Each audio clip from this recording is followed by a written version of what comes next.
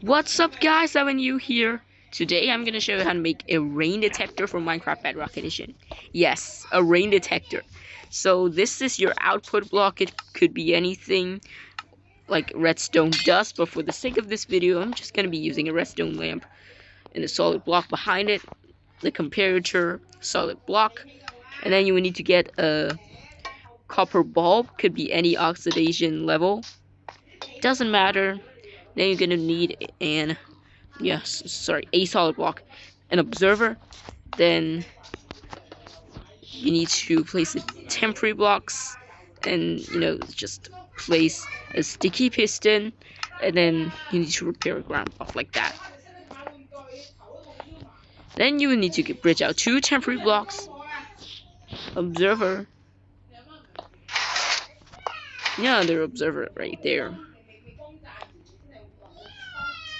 This turns on, but don't worry, because we need to place a copper bulb right there. That will turn it off.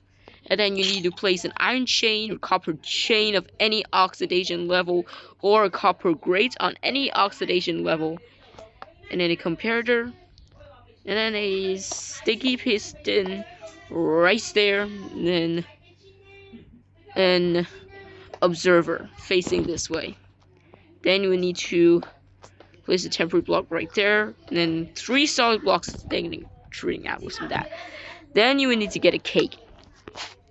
So that's 7 slices, 6, 5, 4, 3, 2. And that's 2 slices remaining. And a comparator that should output a signal strength of 4 and a calibrated sculk sensor. Then you will need to get a temporary block, and then a sticky piston like this, and an observer facing upwards. Then place a redstone dust, but we're not done yet. Then we need to place an observer that should create a clock, and then you will need a dropper right there, and an observer, and then a dispenser that's facing sideways like that.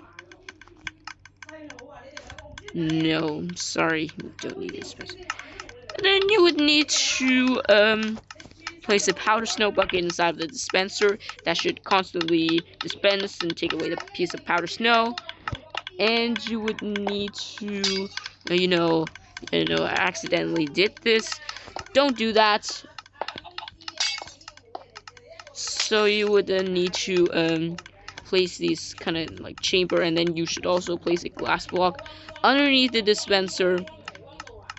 And you're gonna get a wolf. In survival, you gotta have to lure the wolf. I will not show you a way to lure the wolf into this pit or the chamber. I don't know how to say that, but I'm in creative mode, so I can get a spawn egg just to spawn a wolf, and that's inside the chamber. And that is your rain detector, basically complete. So if we were to set the weather to rain, as you can see, the powder snow stopped dispensing, and the wolf is exposed to the sky. And then when you set the weather to clear, the wolf will shake, and this calibrated sculk sensor senses that.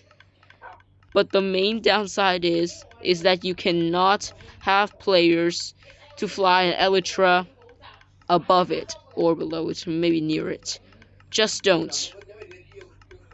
And that's it for the tutorial. I hope you enjoy it. Thanks for watching. I'll see you later. Bye bye.